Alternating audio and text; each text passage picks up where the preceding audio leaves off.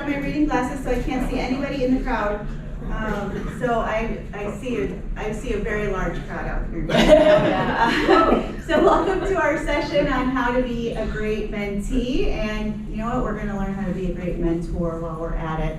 My name is Ivonne Furneaux. I'm with Anywhere Real Estate. If you've never heard of Anywhere, we used to be known as Realogy, and we own some big brands like Coldwell Banker, Century 21, Sotheby's, Corcoran, AREAA, and Better Homes and Gardens.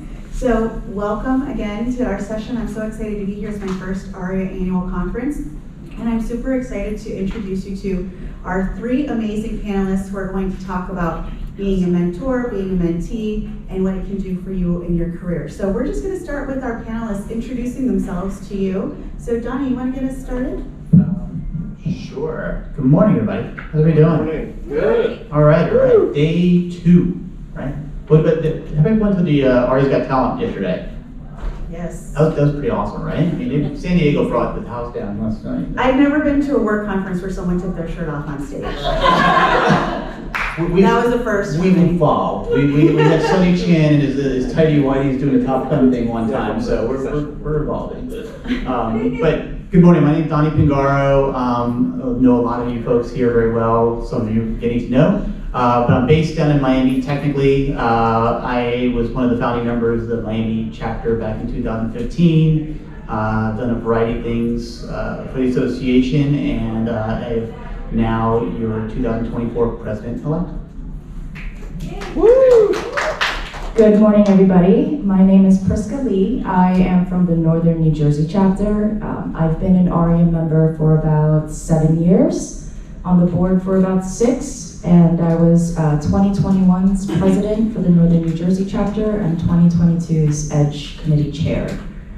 Thank you. Good morning, everybody. My name is Sean Phalon. I'm also with the AREAA Northern New Jersey chapter. I've been involved with AREAA for about 7 years now. Was our chapter president in 2020 and mortgage committee chair for AREAA National in 2020 as well. Prisca was actually my VP then, so we got to do a lot of work together. I'm currently the executive growth officer for Generate and based up in New Jersey, right across the river from New York City. Well, Prisca, do you mind starting us off with just telling everybody a little bit about the EDGE program in case people don't know about it? Sure. So the EDGE mentorship program was piloted this year for the very first time. We actually were able to gather a lot of national leaders that have been serving AREAA from a national platform for many years, and they're highly respected, very busy individuals. So I was very honored and thankful when they agreed to be part of the program. But basically we paired the mentor with a mentee, a member of our EDGE committee, and they basically got together on a regular basis and discussed various things, but they focused mainly on leadership skills. So individualizing it to each member, what they needed to work on and how they can further improve their skill sets to serve their local chapters better, with the hopes to also one day serve as a national leader as well. So it definitely was with a focus on succession planning and just, I guess, refining the succession planning filter to make sure that the leaders who do step up are going to be a little bit better prepared. I personally have had experiences stepping into a role where I really wish I had a mentor, and I think that I would have been a lot more effective that way. You don't always get redos in life, and I think when you do have somebody like Donnie here to bounce ideas off of and use as a sounding board, go to when you have a conflict. I think experience really matters when it comes to handling anything within your board. You don't want to, it's all by trial and error that you learn something, right? So I think when you learn from somebody who's already been through it, you could skip some of those errors and fast forward a little bit. So that's kind of how we came to create this program. Prisca, while you got the mic though, can you tell us what really inspired you to take on such an active leadership role to run this program this year? Yeah, when so I've been on the EDGE for about 3 years now, and The EDGE committee was kind of known as a party committee, the young people's committee, the committee that didn't really do anything. And that's not knocking on any of the past leaders. It was just that the EDGE committee didn't have too much of like a mission. There was no set mission for us. And so I think we were sort of looking for our purpose, and it was going in every which direction every year. So we decided to create a mission statement and rebrand the EDGE committee as the future leaders of AREAA. When you think young people, you can think, okay, party animals, they don't know anything, but there are a lot of young rising leaders that have a lot to offer that maybe some of the older leaders may not. I think that there's a lot of skill sets that we can learn from one another, and taking the advice of somebody with more experience and getting mentored, I think, can go a really long way for some of these young folks who are looking to serve AREAA on a local level as well as national level. I wanted to make this year count. While I was EDGE, you only have 1 year to do something, and we had a lot of talks about mentorship. Actually, for the past couple of years, I've spoken to Sean about it. Min Mac, who's part of our committee, also brought that up, and it was spoken about with many leaders, just sort of in random private conversations, and I just kind of figured, why not? Like, this is my opportunity to make it happen, and we can finally have a purpose for the committee, so.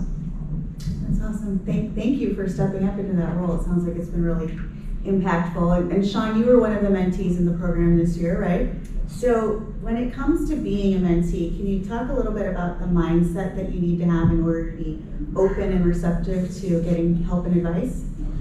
Yeah, I think you have to understand that just a very simple truth is that no matter how far along you are in a career, I've been in this business for 10 years, which is kind of like right down in the middle.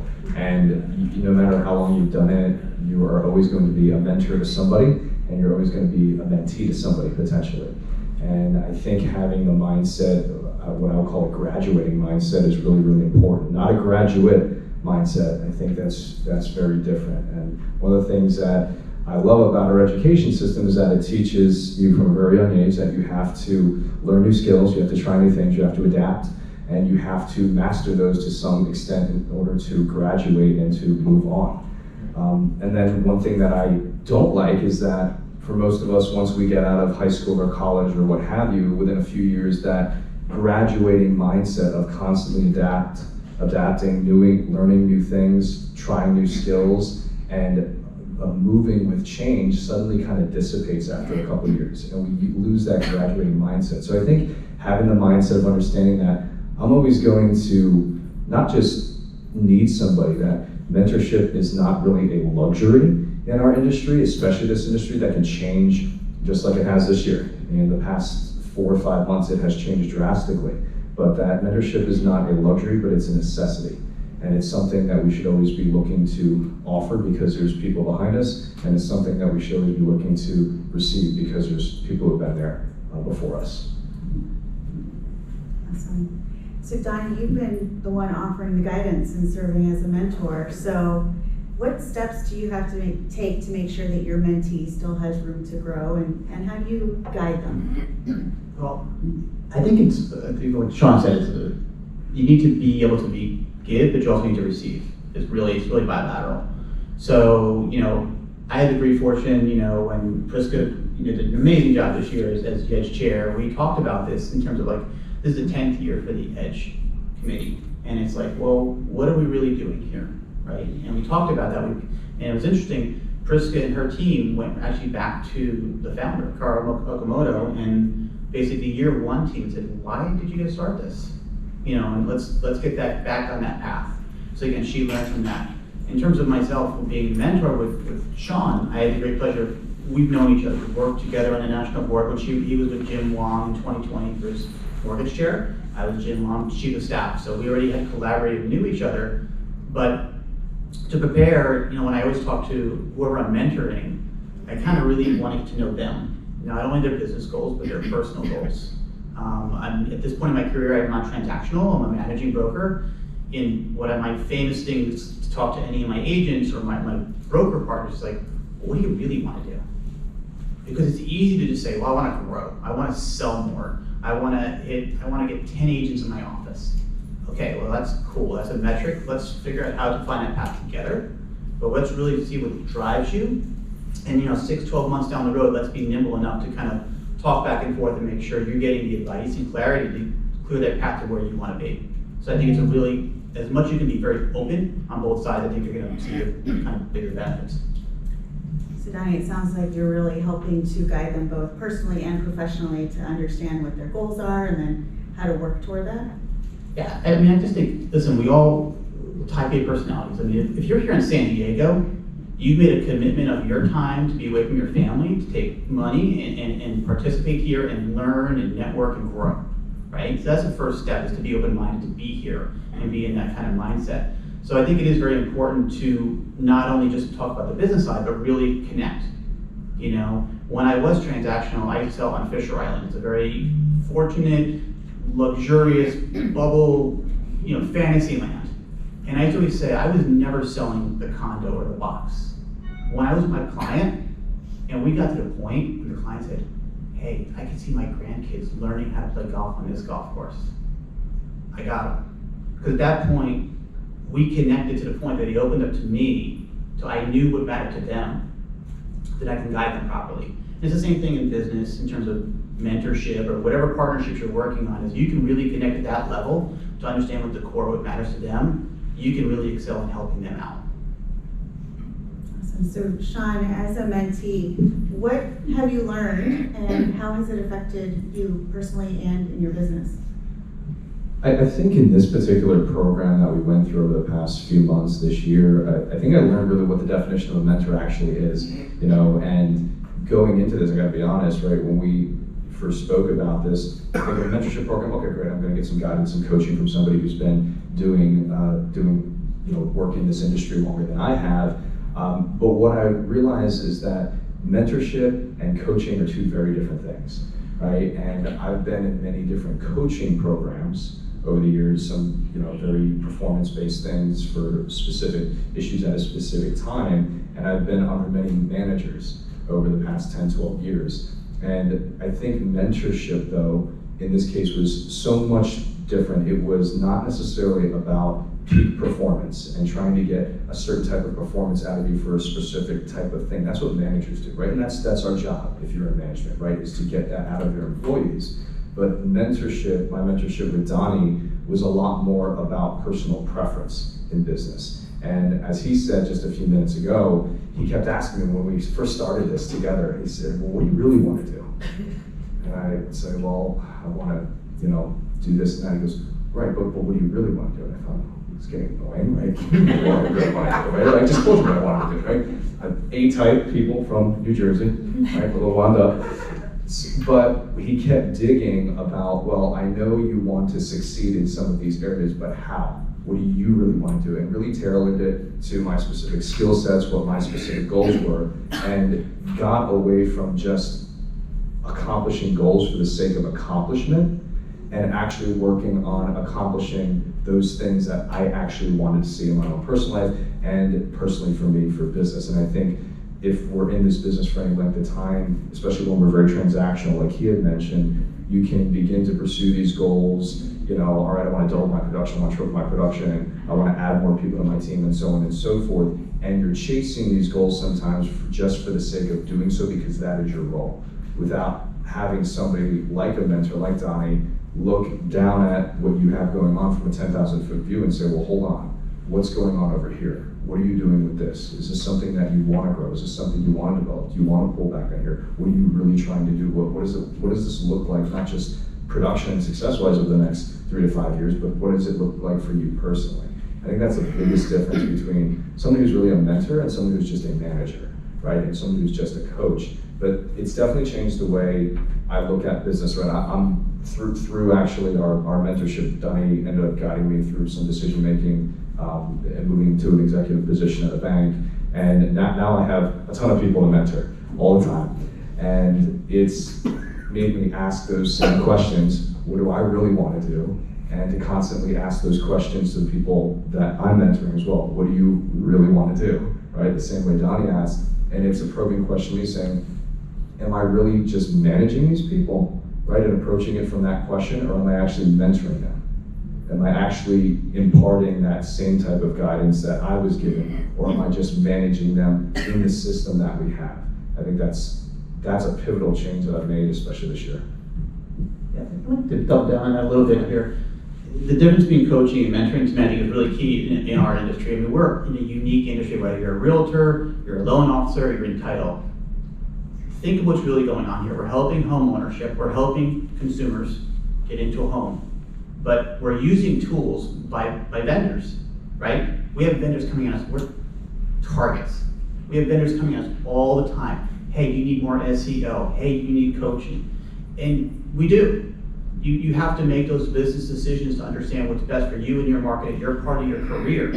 But we also understand it's transactional. We're giving our credit card every month, and it's essentially buying a brand new red Ferrari. If you buy a brand new red Ferrari and you don't drive it, it's not going to do any real benefit to you, right?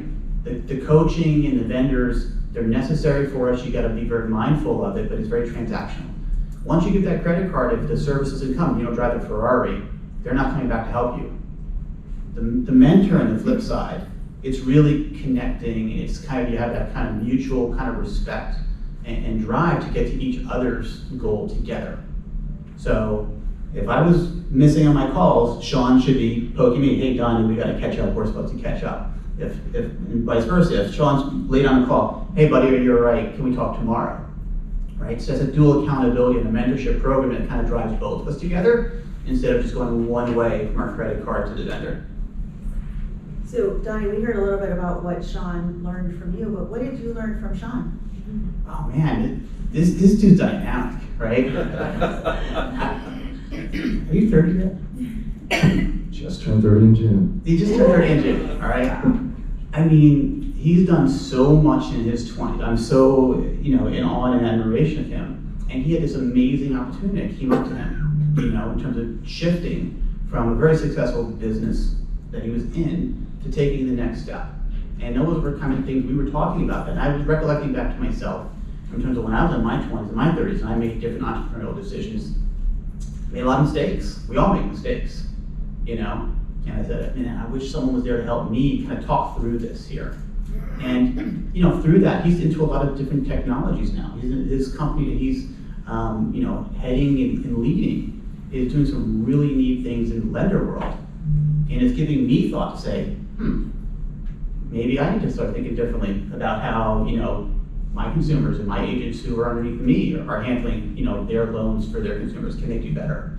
So again, it's the cutting edge of, the experience with the entrepreneurship and the youth of concept that blow my mind, whether it be blockchain, and there's all these buzzwords and things that are going on, but they're changing our industry. They may not be here today, but we need to know what's going to be tomorrow before it gets here. That's how we're going to all succeed at the best for ourselves and our clients. And Sean definitely helped open my eyes and, help my agents do some better things together. So Prisca, I'd love to learn a bit about what you learned from your mentor specifically. So I had the pleasure of being mentored by none other than Ivonne Choi. And Ivonne is a little bit different of a mentor. He was much more like from a personal standpoint, but I think that he really helped me to just always remember why it is that I'm doing something. We talked a lot about family. It was definitely a different angle, but I think that the results were very similar. It kept me focused on the things that mattered most. I had a baby this year, so a lot of the focus was a little bit diluted, and I had to really make decisions on what do I want to focus my time on with the very little time that I do have temporarily, So Ivonne really helped me to understand it's okay to sometimes focus with time on the baby and just really pick and choose what it is that you want to do with the time that you have. And he really helped guide me in how to manage my emotions at the time as well, since he's had experience having a child and balancing career with personal. So I'm really grateful to him for that. Prisca, I hate to break it to you, but the baby won't take up any less of your time as they get older. So I have a here. 21-year-old and he still takes up plenty of my brain power. So, all right. Here's a question. I didn't come up with this question, but real estate requires confidence, and sometimes that comes with a big ego. Not my words, but I may or may not have seen it. So what are the best ways to manage big egos in a way that can still foster learning? Donnie, you want to take that one? He has no ego. That's right. Yeah, I mean, wow, ego. Ego in real estate? Is that a real thing? I did hear you say Res Ferrari, so. Yeah. Well, it's funny you say that. When Alan Chang, who just came, the first time he flew down to Miami, and I picked him up at the airport. I used to be a triathlete, and so I had a Volvo wagon because I always had like swift bogies, and and he's like, "Where's your convertible?" I'm like, "Oh, well." He's like, "I always thought he was a red Ferrari kind of guy. You're from Miami, you got gel in your hair, You're still on Fisher Island, but yeah, I think when you're mentoring someone with an ego, again, it's really trying to get to the core of who they are. I mean, everybody has an ego to some level. Some put it out there a little more than others. Fear. What's that? I said that's the fear. That's the fear. That's the fear. But yeah, I think if you can kind of, again, get to the point with them that they understand you're here for them, and this is a kind of a safe space to be vulnerable, and I think sometimes as the mentor, you need to show vulnerability yourself, first and foremost. Like, I sure as heck don't know everything. I learn stuff every day from Sean, from Alan Chang, to my daughter who's 12. I mean, she's showing me stuff on TikTok, blows my mind, right? But I think if you diffuse the situation and become vulnerable yourself, that will help get that person to the next step and open up and kind of be real, and you can kind of go from there. That vulnerability and authenticity kind of goes to any kind of leadership relationship, right? Whether you're a manager or a mentor, the idea of being authentic and vulnerable is really powerful. Yeah, and I think that's a testament to AREAA as a whole. I know the first time I went to my first, who's hand showing the first national AREAA event here? Wow, that's awesome. Wow. That's awesome. Well, So cool. day one, did anybody have any, kind of fresh reactions to day one?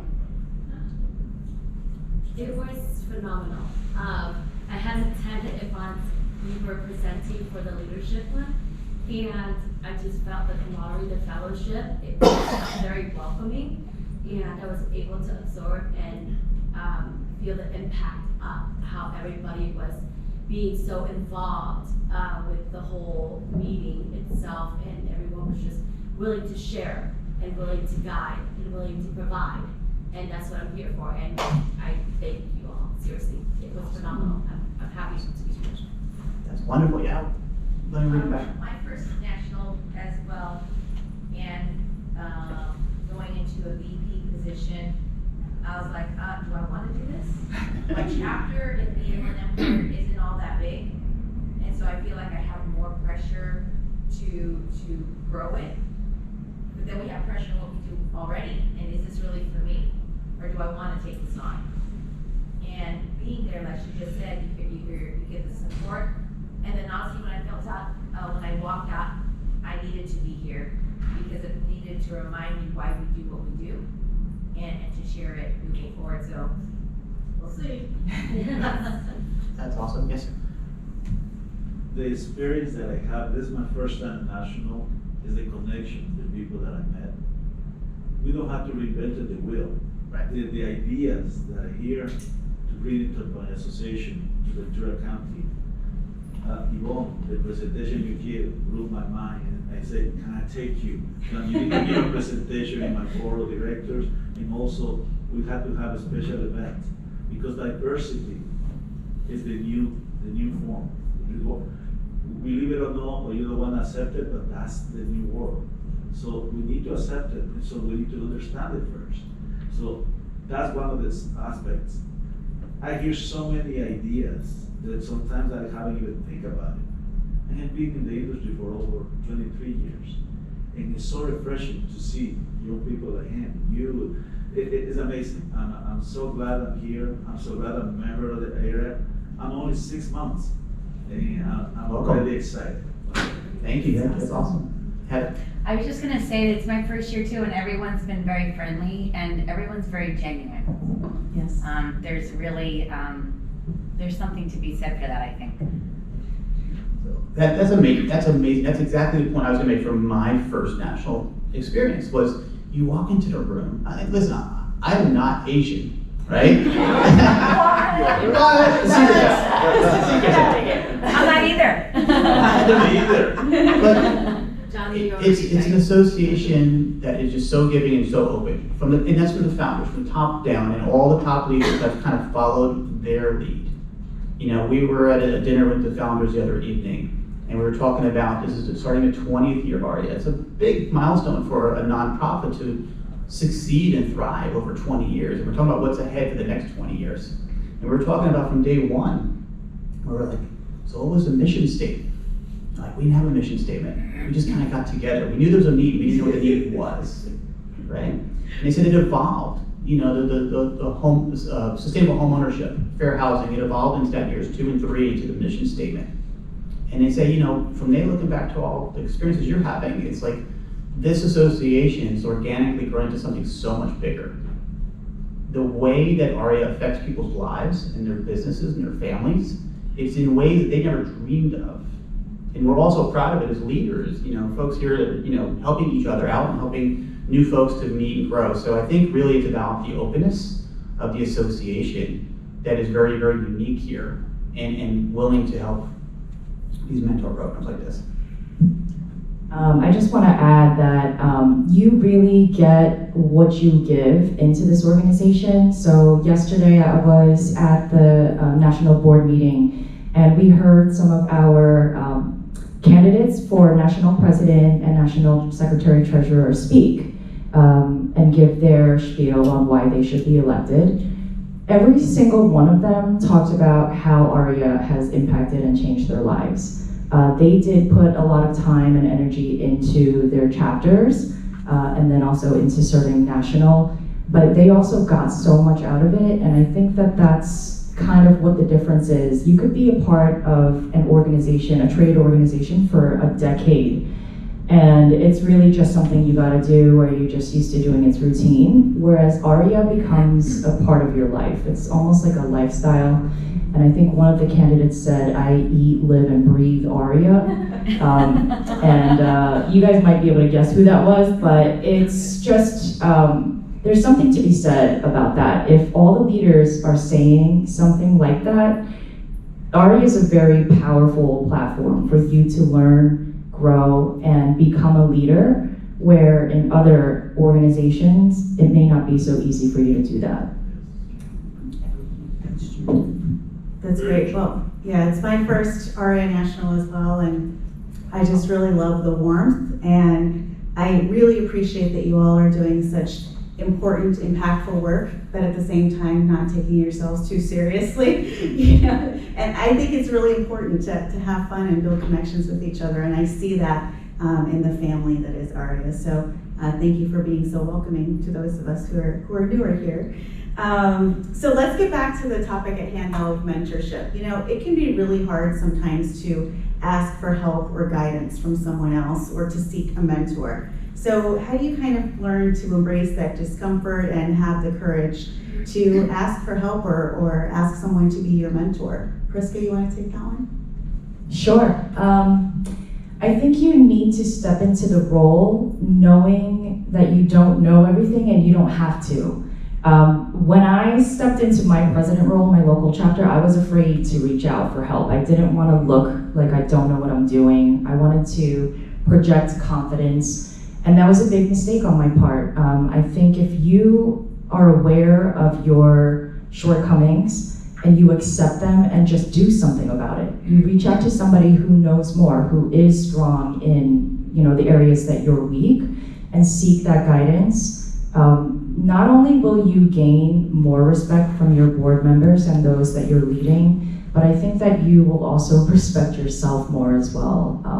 So just stepping into the role you don't have to know everything. You don't have to pretend to know everything. There are going to be people around you who can do what you can't, and you just need to delegate that and work as a team. Sean, do you have any thoughts on being courageous to ask for help? Yeah, I would say it this way. I think I got into the business, into the whole finance world, believe it or not, at the age of 19. And I dropped out of college because I hated school. And so I jumped into the finance world, and I always was under a lot of pressure to perform and to meet those deadlines. At the time, there was about 43 salespeople in the office that I worked in, and I was the youngest person in the office, shockingly. And so sometimes when you're constantly under that pressure and you make it a habit of always trying to basically worship achievement and accomplishment, it puts this pressure that maybe no one's actually putting on you, right? And in order to always get to the place where you're like, man, I gotta get to this place, because if I get to this place, then I can be good now, right? I've gotten there and I belong at the table, right? And I belong here in this organization, and I belong, in this industry. And so for the first couple of years, it was all about arriving at that place for me, and it was absolutely exhausting. And as it always is. So to add on to what Prisca said, I think getting to the place where you know you are never going to arrive is actually a wonderful place to be in this industry, and any place, right? No matter the position you hold, no matter your title, right? I got a fancy title now, but it really doesn't matter, right? Because there is still decades and decades for the rest of my life of learning, and there are times when you don't have a fancy title, right? But you're still learning. And so I think getting to the place of what Prisca said is knowing that you're never going to arrive, right? But that you're always in the habit of learning and adding on and asking for help. And I think just asking is a powerful habit to get into. I think I've definitely looked back on some stuff in business and said, man, I've been doing this way for 2.5 years, and so-and-so mentioned, hey, you should look into this 2.5 years ago, and I said, yeah, and I ignored it, and now 2.5 years has gone by, and I definitely should have done that. And just asking for help and getting in the habit of actually asking yourself, what do I really want, what Donnie said, and who do I need to ask in order to get that help? Well, I wish I'd had your wisdom when I was 30, Sean. I mean, I might have to ask Donnie to be my mentor too. That's just really, really great insight. At Anywhere we have a program specifically for our Black, Hispanic, Asian, and Native American employees, where we pair them up with mentors across the organization, people who they may not have ever been connected to before. And so we do that with intention. We actually have one of our mentors in the room. Raise your hand, Damien.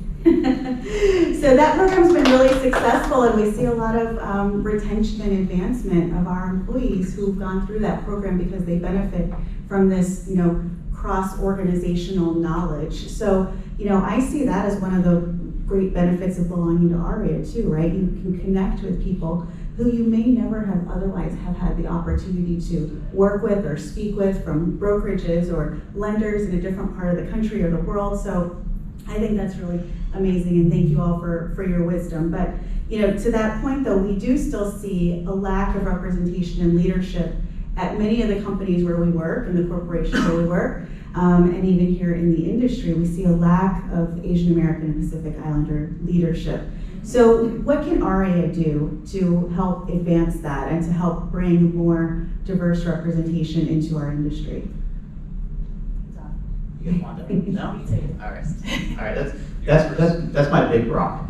So, when I chose to be a candidate to lead the organization for 2024, I understand when the organization, has the ability to grow. And all the amazing things we're talking about today, it's like we want to enhance that. And people would kind of come to me and like, well, what are you going to do in 2024? I'm like, there's a lot of time between 2021 when you get elected and 2024 when you take, the reign. And I've been learning and just nurturing relationships all year and working with leaders. And this is kind of my big rock where I want to take this in 2024. To me, it's about having a seat at the table to make change and have a voice there, right? We're already doing it in advocacy for the government, for our legislators, locally, statewide, governmentally. We're going to Capitol Hill with policy. Remember, that's already affecting judicial seats. But what we're not making a concerted effort is the executive, right? We work with these amazing corporate partners.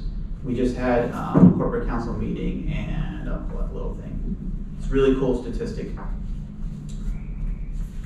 Statistical thing, the API Opportunity Index that Hope and the team put together. It'll be distributed. Just incredible data in terms of how strong the API population is and the economic factor and the drivers and kind of how the API population is kind of shifting the economy in very different ways compared to other parts of the population, right? But when the big decisions are made, there's that underserving at the executive level. So where I want to help with all our leadership, our committee chairs, our chapters, is to build those relationships so the corporate people have the trust in us at a deeper level. And when we have the opportunity, and when they have an opening, because they're gonna have openings, we need to ask and say, the next time you have an opening for an executive position, come to us. You trust me. You trust Dick Lee. You trust Prisca. You trust our top leaders here in AREAA. I'm gonna give you 2 or 3 really good names from AREAA. We're not asking to push positions. We just wanna put the right people in the conversations with you. To me, having AREAA being the ones to kind of push that agenda, to open those doors, to have people at the table, that's where the big changes will be. Yeah, I think there's 2 steps to that, and we have an idea that's still kind of up in the air with the mentorship program, but we've had a lot of our corporate sponsors interested in the program, interested in participation. And so I think having somebody as respected as Donnie, somebody in a position to advocate for you personally, and then on top of that, being able to have a mentorship year with somebody from those companies, I think will do wonders. It'll go so far. Not only will that mentor get to know you, but you'll also learn whether or not that's a good position for you. I think that opportunity can go anywhere. The possibilities are endless. So we're definitely working on fine-tuning and figuring out the logistics of it, but that is part of the ways that we're going to help with the advocacy and executive positions. Well, when you think of that program going anywhere, think of anywhere. Damien and I are making mental notes, right? Yeah. So to follow up on Prisca, we have our corporate council meetings in the summertime. So we had it in Carlsbad back in July. And each committee chair has the opportunity to give an update. Hey, I'm Prisca, I'm the Edge Committee Chair for this year. This is our agenda point. This is what we did. This is what we accomplished to date. And we're going to finish up through the convention. The mentorship program that Prisca led with the Edge Committee, unanimously, every single corporate partner in that room said, we want to be a part of that. How can we be a part of that? So I mean, the appetite from the corporate level is there to open, because they need to grow, right? So it's our voices and our kind of pushing the envelope with AREAA to help them bring really great people to help elevate our younger professionals, but also nurture bigger things within their corporations. So Prisca, you mentioned this concept of advocacy, so I'm going to ask one last question to Donnie, and then we're going to open it up to the audience in the last few minutes. But and Donnie, you touched on this a little bit when we talked about leadership representation, but you know, studies show that women and Asian, Black, and Hispanic women in particular are often what we call over-mentored and under-sponsored, right? It means we can have 1 million mentors and we don't actually get anywhere in our careers. So we're getting lots of advice, but not actually advancing. So it's the people who are actually advocating for us when we're not in the room, the sponsors, who can really help us get ahead in our careers. So what's your advice for mentors or mentees to go from a relationship where you're a mentor and just kind of giving advice to moving that relationship to one of sponsorship and advocacy where you are wearing that person's t-shirt in the room when they're not there? It's just a matter of the awareness of taking that next step. You know, we're all building our careers. We all have a path. You know, I'm on the slower side of my career. I'm not grinding out transaction. I'm giving back now. You know, to AREAA, to my partners in Florida here. Sean's the opposite. He's building right now. He just made a big shift. So he's the perfect guy who has made this executive shift. Like he just said, he went from being mentored to he's got many people he's mentoring. It's having that awareness that when you have those shifts in your career, that it's time. Now, in terms of the female component being underserved, that's again something that AREAA is very, passionate about. We work with Women Up. Women Up, if you are aware of it, is an initiative started here by CAR, the California Association of Realtors. They're now going nationwide, and we work hand in hand with them because it's very, very aligned in terms of helping that next level of opportunity there. So again, AREAA does what AREAA does here for the API community, but we're using a very broad-based platform to collaborate because a lot of the initiatives from other diversity groups, whether it be NAREB, NAREB, the LGBTQ initiative, or Women Up, we're all working for the same cause. And if we kind of collaborate and put that all together, we can all gain better benefits.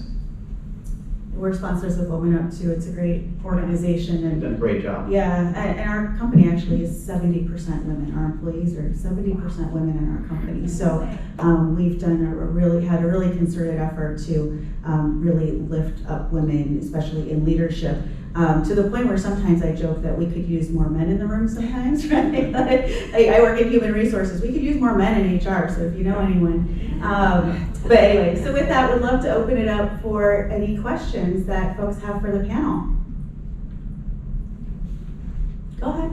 Just to that previous subject there, so is that with AREAA you mentioned, or is that a different program or organization in itself that we can reach out to, the Women Up? Oh, Women Up, yeah, Women Up is a standalone organization just like AREAA that is developed for the advancement of women. It's led by the California Association of Realtors, so you can Google Women Up Real Estate and you can find them.